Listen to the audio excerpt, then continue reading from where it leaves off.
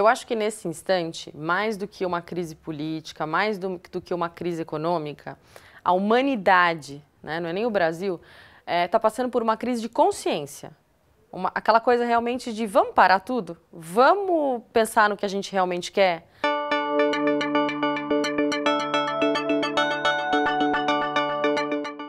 O 360 Extreme surgiu do tipo de uma insatisfação pessoal, minha e do bem, assim. A gente estava os dois super bem na vida, assim, profissional, né?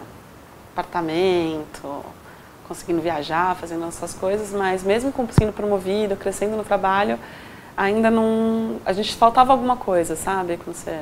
E aí um dia o Ben virou pra mim e falou, ai, por que a gente não dá a volta ao mundo, né? Tipo, larga tudo e vai dar a volta ao mundo de bike.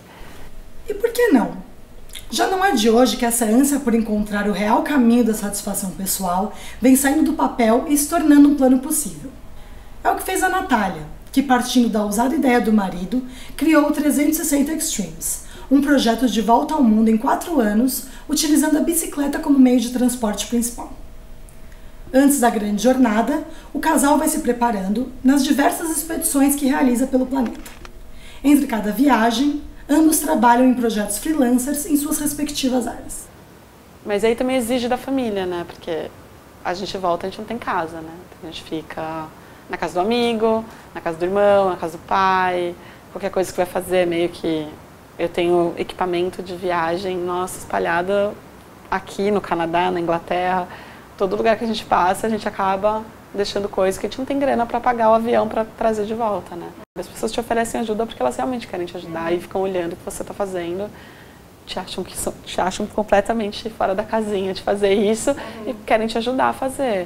Tanto a minha família quanto os meus amigos, quando eu contei que eu queria ir, foi até numa festa de aniversário minha que teve aqui, que eu falei, acho que eu vou, mas assim, acho que eu vou daqui uns 2 anos, 3 anos. Ninguém nunca botou fé, né? Porque financeiramente, porque a África, ninguém achou que eu ia ter coragem. E aí, quando a minha mãe viu que eu tava realmente conseguindo dinheiro e tal, aí eles começaram, ixi, eu acho que ela vai mesmo. E agora? A Mariana não só foi para a África, como ficou 6 meses lá e criou sua própria ONG no Quênia, a Rai África, que ajuda cerca de 20 crianças carentes com educação e alimentação. Antes publicitária e fotógrafa, ela decidiu largar o emprego e lançar seu projeto no Catarse. A grande maioria das pessoas que busca pelo processo de coaching hoje, eles buscam porque eles estão insatisfeitos com o que eles fazem, na maioria das vezes não só financeiramente, eles estão insatisfeitos porque não gostam do que fazem ou não sentem que a profissão que têm é uma profissão que completa, vamos dizer assim. A minha profissão não me completa, eu não amo o que eu faço, não é uma profissão que tenha propósito para mim, que tenha significado para mim. Então eles buscam o processo como uma forma de encontrar algo que traga mais propósito, mais significado e de poder viver justamente fazendo aquilo que eles amam. É a grande maioria. O que pouco se discute é a importância da mudança do mercado de trabalho nesse processo. De acordo com pesquisas, 60% dos profissionais no Brasil já trabalham com home office ou apostam no empreendedorismo. E naturalmente, individualmente, você vai encontrar inúmeros casos de pessoas que abandonaram, por exemplo, um tipo de carreira ou eventualmente uma posição dentro de uma estrutura social qualquer, mais tradicional, como é o caso notoriamente da família, né? Para se aventurar por uma trajetória diferente. Isso individualmente pode acontecer. O problema não é bem esse, né? O problema é que contemporaneamente as estruturas sociais de produção, né, principalmente aquelas mais ligadas ao mercado e ao mercado de trabalho, que significa basicamente as empresas, né, as principais contratantes, né, elas alteraram de forma muito significativa o seu modo de funcionamento, né? Você percebe nitidamente um avanço, por exemplo, da terceirização empresarial, do outsourcing, você percebe nitidamente o achatamento de hierarquias dentro dessas próprias empresas, tendo em vista a massificação do uso das tecnologias de informação, sistemas de administração, enfim.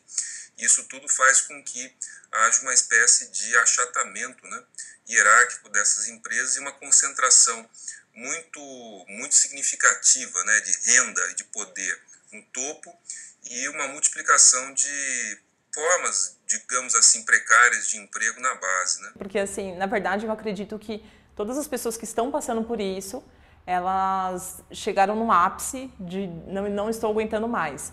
E não estou aguentando mais é no sentido, às vezes elas estão em profissões erradas, em caminhos errados da vida, mas porque lá na infância ou até na adolescência nunca foram atrás dos valores, do autoconhecimento, então elas só chegam na hora do vestibular, preciso com 17 anos, tem que resolver o que você vai fazer pra vida, né? Se não fosse ele, eu certamente não teria feito nada do que eu fiz, assim, porque no Brasil a gente não tem isso, não existe isso de largar tudo e vai viajar, não existe isso existe uma cobrança muito maior daqui, né? Do brasileiro no modo de vida que você vai ter, né? No futuro, de toda essa coisa.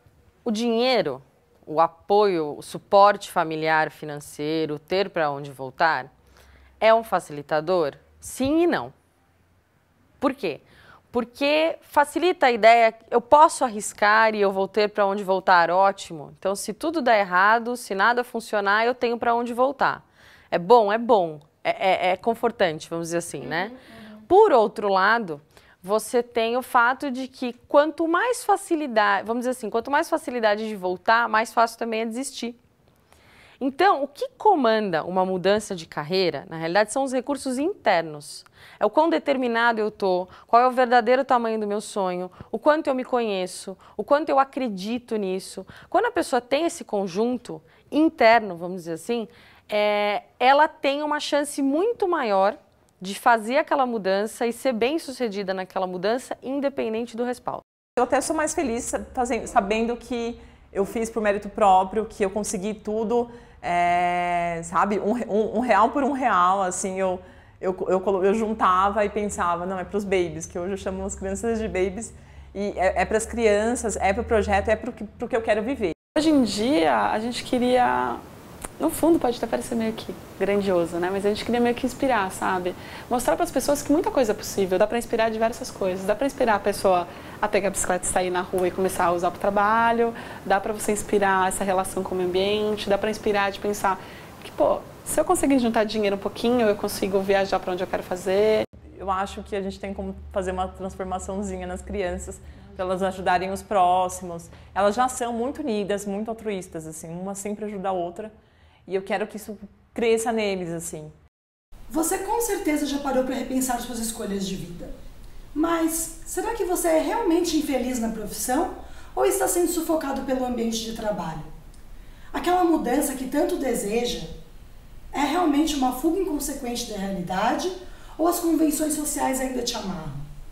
Será que antes de sermos os agentes da mudança, não é o sistema que tem que se transformar?